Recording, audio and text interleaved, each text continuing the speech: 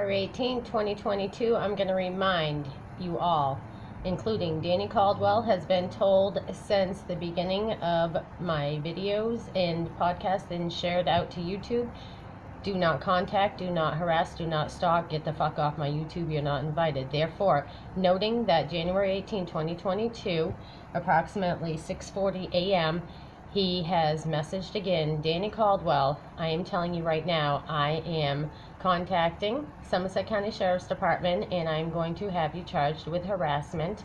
It's not going to be just a cease order, it is going to be a charge. So there you go. That's the beginning of the morning for January 18, 2022. Now we'll proceed with what's going on with everything else. It's pretty cold out there. Thankfully, the roads are clear and the real males stayed up and made sure that the community, the residents and the citizens of the state, the city, the town, the county, and the United States, that everybody was taken care of.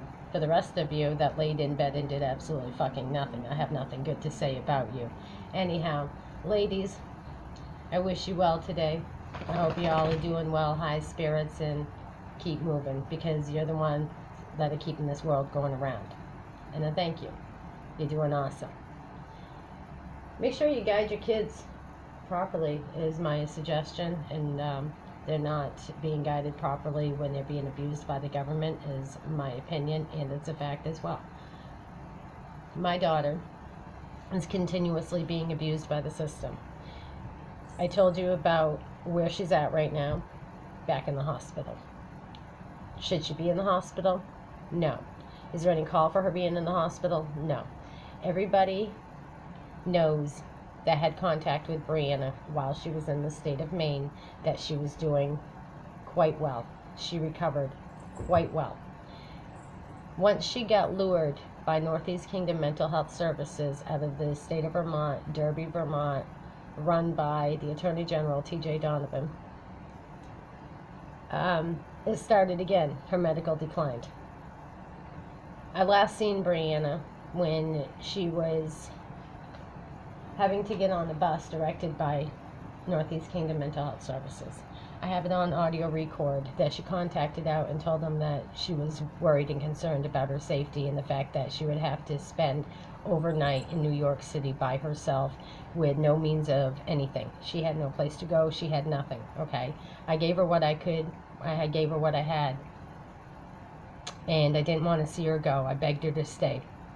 But the reason why she had to go was because Northeast Kingdom Mental Health Services told her they were going to provide for her, and they didn't. They failed her. She contacted me the best she could when she had service. She didn't always have service because she wasn't always in a safe location. She couldn't keep her phone charged, knowing that her medical was declining, and the situation being that she had just recently been in the hospital in Florida under the circumstances and found in the conditions. Sex trafficking, human trafficking. Her heart rate had lowered to near death. They had to transport her to the hospital after shooting her up with Haldol, and no reason for that shot of Haldol whatsoever. And then the same people let her out of the hospital only after agreeing to a 30-day dose of Haldol. Brianna told that story, and she told the truths and the facts. And we've got records on order. It's been brought to the attention, and it's going to be brought to the attention again to the detective, Graham Gate, who is on the human trafficking, sex trafficking case out of Orlando. It also is going to be brought to the attention of the courts for the fact that Northeast Kingdom Mental Health Services has been known to abuse, neglect, and abandon my daughter's emotional, medical, and physical needs, knowing that she's a client and they're denying her her rights. I hold Northeast Kingdom Mental Health Services Attorney General T.J. Donovan, Trish, Chris Mitchell, and Desiree all accountable for what's going on with Brianna. I also hold the rest of you accountable that had any part of this wrongdoing to my daughter. With that being said, you know I'm still filing paperwork, and I'm going to pursue the lawsuits until justice is served and the truth is prevailed. With that being said, I'm going to share with you also later in another video the statements again from Vermont State Police that they collected from the abuser, the perpetrator that did this to my daughter in the beginning, who is her ex-boyfriend, the same one that I have a restraining order against, due to the fact that the statements I will share that were written by Vermont State Police and entered into the system against me were already founded to be lies and frivolous statements that were collected. And due to the fact that they never asked me before they charged me, they should have known better, but they obviously didn't do better. So therefore, why aren't the charges dropped yet? Well, obviously, because they put Brianna's name as a no contact in there. She's asked for it to be taken out. She contacted the state's attorney. She contacted her then public defender, Laura Wilson. But you see, because they all run together and they're all part of the same system, and their overseer is TJ Donovan, the Attorney General, who oversees all of the police departments and legal aid and medical departments through human services and stuff, because he oversees human services. So anything to do with the state or the government, and you have been put through Northeast Kingdom Mental Health Services, reevaluate what's happened to you. And if they've done this frivolous act against you, if you've been committed to Brattleboro Retreat, Rutland Regional Medical Center, any of those places, contact me.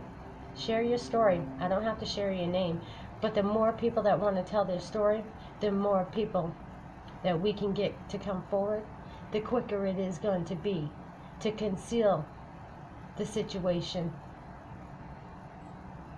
that's being hidden, expose it, but conceal their deal that's violating everybody's rights, their disability rights, human rights, civil rights, constitutional rights, and more. That's what needs to be sealed. Their right to abuse. It's called malpractice, it's called neglect, and it's called a whole lot more. These are all frivolous acts being committed and carried out by the state of Vermont and the agencies that work for and are directed by the Attorney General. This is not just my opinion. You can look up for yourself. But I'm telling you right now, it's my opinion and my facts, and they all matter. My daughter has been abused. It's all been brought to the attention of. They've all acknowledged it, and that's why she's being abused again. There was no need of her to be out on the streets. There was no need of her to be put back into a situation at a roadway inn where obviously that's going to trigger her mental status, knowing that she's been abused in motels, okay? And Northeast Kingdom Mental Health Services is very well aware of the trafficking cases, because why? Because they all follow and they've all seen the videos. So therefore they can't even deny it, because they've been sent. They've been viewed by the state of Vermont, by the police, by everybody out here that continues to illegally surveil me, because I've told the police, unless they're invited, not to be following. And the only time they're invited is if it has to do with them, and I've sent it to them. Other than that, they shouldn't be following me. That's called illegal surveillance. Y'all have a great day.